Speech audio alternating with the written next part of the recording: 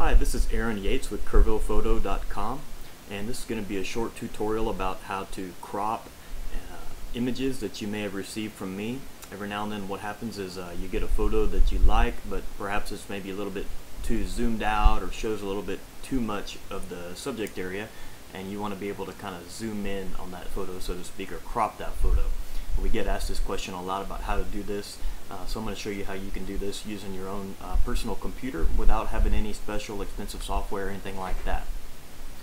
Within Windows, this is Windows 7, and this tutorial will apply to Windows 7, which is the most popular operating system at the moment for newer computers. If you have an older computer with Windows XP, you may be able to follow the same instructions. It may look a little bit different, but it should probably work very similarly.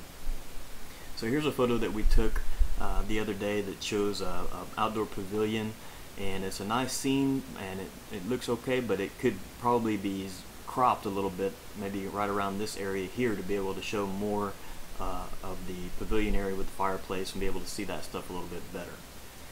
So that's a file that I had saved here in my Dropbox folder, and we've talked about Dropbox in the past. I've saved it in a folder here, called it Example1. When I double click on that image, it brings this up as a preview in the Windows Photo Viewer. So here what we can do is we can open this in Windows Paint program, and what we want to do is click on this open button here, and this gives us a list of all the programs that are available to us to edit it. Obviously, if you have Photoshop and you know how to use it, that might be a better tool for you to use to crop it, but if you don't, you're like most people, you don't have a need for Photoshop. Paint is a program that comes with your computer, and if you click that open button and click on Paint, it's going to open it up in this photo editor here. And this is a real lightweight photo editor. It doesn't have a whole lot of features, but it'll do what you need to do. When we open it up, this one's zoomed into 100%, so we can't quite see all of it on the screen at one time, but if we click the minus button down here to zoom out a little bit, we can see all of the photo. And so what you want to do is select, and you can select a portion of the photo that you want to keep.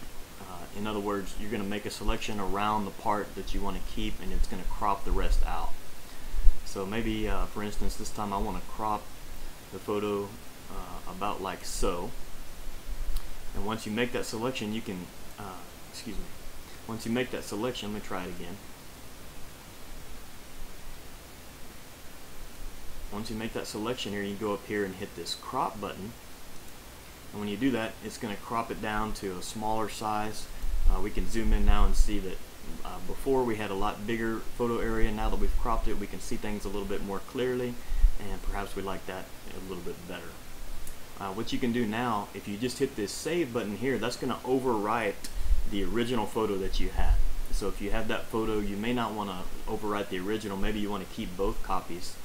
So what you can do in that case is go to File and Save As, and here it gives you different formats that you can save in. JPEG is the format that we're all most familiar with. We can click on Save It as JPEG, and then it's going to bring up where do we want to save it, and it's going to bring up the same folder where this original image is saved. And so I'm just going to call it Example-2 and hit Save. And now we're done inside the Paint program, so I'm going to exit out. This is the original photo preview. I'm going to exit that out. Now we're back to our Dropbox folder, where the cropping example folder that I've created. I have Example1, and change these to view them as extra large icons so we can see them. So there's our original photo, and now here's our cropped photo. One thing to keep in mind when you crop photos, you'll look down here at the dimensions. The dimensions tells us how many pixels wide by how many pixels tall the photo is. So this original one was 1,000 pixels by 666 pixels.